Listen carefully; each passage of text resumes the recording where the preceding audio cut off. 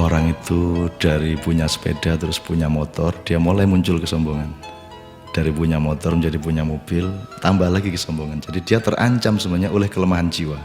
Jadi setiap akses yang naik, akses yang berkembang itu resikonya karena dia harus diwadahi oleh jiwa manusia yang lemah. Maka eksesnya adalah kesombongan itu, keangkuhan.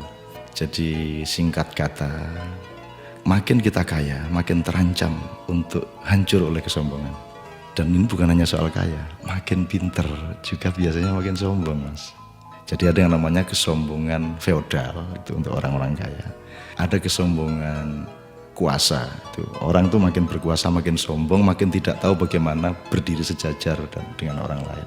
Jadi kekuasaan menciptakan kesombongan, kekayaan menciptakan kesombongan. Dan saya ingin mengatakan poin yang sebenarnya bukan itu.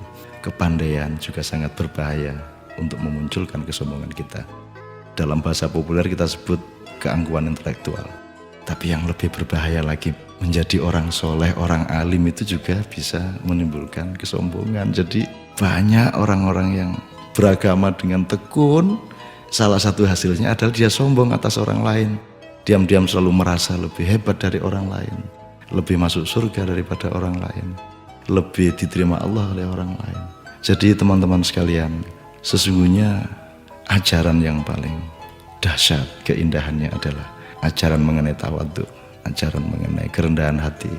Jadi orang sholat, orang beribadah itu adalah latihan untuk mencampakkan diri, bukan untuk mengunggul dan menegakkan diri. Mencampakkan diri di hadapan Allah. Kita bersujud-sujud tersungkur-sungkur supaya kita siap untuk berlaku rendah hati kepada siapapun.